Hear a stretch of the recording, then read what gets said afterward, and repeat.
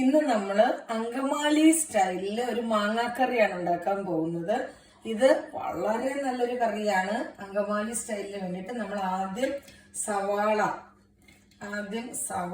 ഒരു സവാള നമ്മൾ എടുക്കുന്നതെങ്കിൽ ആ സവാളയുടെ ഇരട്ടി, അതായത് നമ്മൾ 2 കൈ നിറച്ച് ചുവന്നുള്ളി എടുക്കണം. ചുവന്നുള്ളി എടുക്കുന്നതിലാണ് ഈ ടേസ്റ്റ് മുഴുവൻ ഇരിക്കുന്നത്. അത് കഴിഞ്ഞ് നമ്മൾ ഇച്ചിരി പച്ചമുളക്, ഇഞ്ചി, കറിവേപ്പില. ഈ കറിയിൽ നമ്മൾ വെളുത്തുള്ളി അങ്ങനെ ചേർക്കാറില്ല. അത് കഴിഞ്ഞ് ഇത് നന്നായിട്ട് നമ്മളൊന്ന് ഞെരടി എടുക്കണം. ഇതൊക്കെ ഞെരടി എടുക്കുന്നതിൽ ഈ സവാളയുടെ വെള്ളമെല്ലാം ഇറങ്ങി നല്ല സോഫ്റ്റ് ആവണം.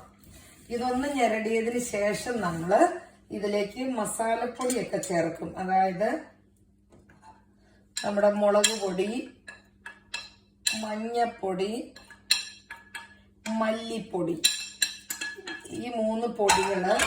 പിന്നെ നമ്മൾ കുറച്ച് വിനാഗിറെന്നും ചൊറുക്കാന്നൊക്കെ പറയുന്നത് വിനാഗിർ 2 സ്പൂൺ. ഇതിന്റെ നല്ല നാടൻ വെളിച്ചെണ്ണ. ഇതൊക്കെ ഉണ്ടാക്കുമ്പോൾ നമ്മൾ വെളിച്ചെണ്ണയിലാണ് ഉണ്ടാക്കേണ്ടത്.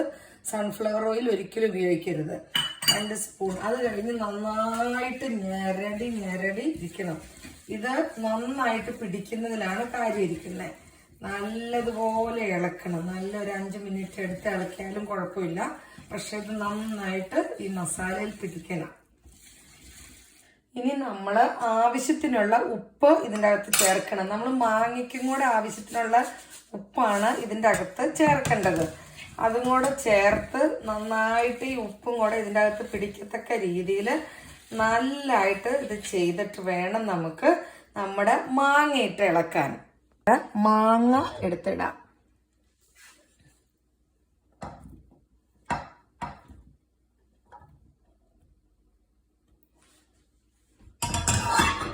ഈ മാങ്ങ ഇട്ടിട്ട് നമ്മളിങ്ങനെ ഇളക്കി കൊടുക്കണം. മാങ്ങ പൊടിക്കാതെ.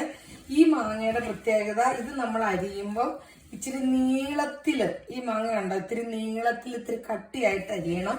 ഇത് ഉടഞ്ഞു പോവരുത്. ഈ മാങ്ങ ഉടയാതെ കിടക്കുന്നതിലാണ് ഈ അങ്കമാലി കറിയുടെ ടേസ്റ്റ് ഇരിക്കുന്നത്. അപ്പൊ നമ്മളിങ്ങനെ ഇറക്കി ഒരു 15 മിനിറ്റ് ഇത് അടച്ചു വെച്ചിരിക്കണം. ഈ വെളിച്ചെണ്ണയും ഉപ്പും മുളകും മല്ലിപ്പൊടിയും വിനാഗിരും എല്ലാം ഇതിൻ്റെ അകത്ത് പിടിക്കാൻ ഒരു 15 മിനിറ്റ് ഇതിങ്ങനെ അടച്ചു വെക്കണം. അടച്ചു വെച്ച് 15 മിനിറ്റ് ഇരിക്കണം. അതിനുശേഷം നമ്മൾ 2ാം പാലിലാണ് ഇത് വേവിക്കുന്നത്. അത് അന്നേരം നമ്മൾ കാണിച്ചു തരാം.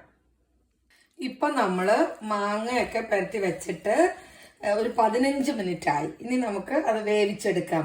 തേങ്ങാപ്പാലിലാണ് ഇത് വേവിക്കുന്നത്. ഇത് നമ്മൾ 2ാം പാലാണ് ഒഴിക്കുന്നത്. ഈ മാങ്ങ വേവാൻ ആവശ്യമായ വെള്ളം, അതായത് ഈ മാങ്ങയുടെ മുകളിലൊന്ന് നിൽക്കാൻ പാകത്തിനുള്ള വെള്ളം അത് തേങ്ങാപ്പാലാണ് നമ്മൾ ഒഴിക്കണത്. അത് 2ാം പാലിൽ നമുക്ക് കിട്ടിയില്ലെങ്കിൽ തേങ്ങ ഒന്നുകൂടെ പിഴിഞ്ഞ് 3ാം പാലെടുക്കാം. പക്ഷെ വെള്ളം ഒഴിക്കാൻ ഞാൻ പ്രിഫർ ചെയ്യില്ല. കാരണം അതത്ര ടേസ്റ്റ് ഉണ്ടാവില്ല.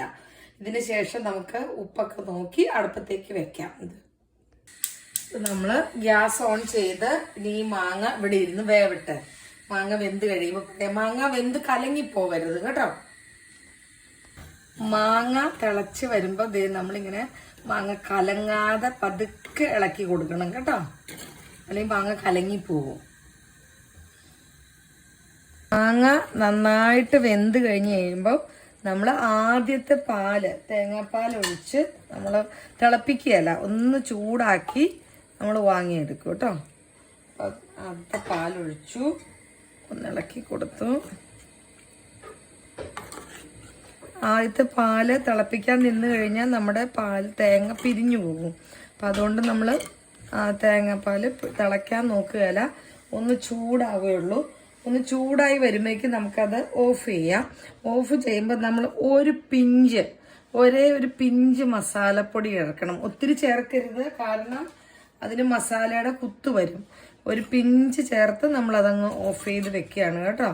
അത് കഴിഞ്ഞ് നമ്മൾ അതിന് കടുക് വറുത്ത് ചേർക്കണം.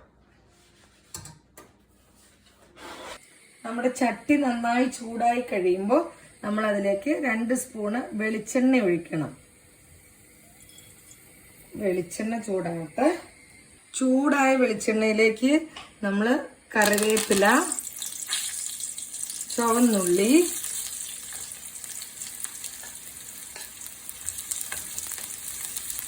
ചുവന്നുള്ളി ഒന്ന് വഴറ്റി വരുമ്പോഴേക്കും നമ്മൾ ചുവന്ന മുളക്. ഈ അങ്കമാലി മാങ്ങാക്കറിയിൽ നമ്മൾ കടുക് പൊട്ടിക്കുകയല്ല.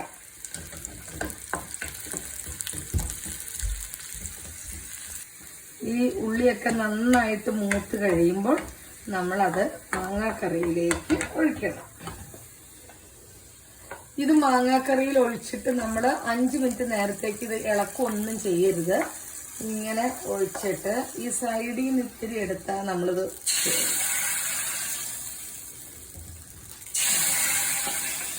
കറി നമ്മൾ ഇളക്കരുത്.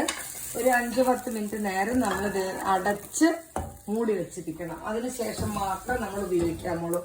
ഇപ്പം ഒരു 10 മിനിറ്റായി. നമ്മളിത് ഒന്ന് ഇളക്കി ഉപയോഗിക്കാം. നല്ല സൂപ്പർ മാങ്ങാക്കറിയാണ്. എല്ലാവരും ഒന്ന് ട്രൈ ചെയ്യണം കേട്ടോ.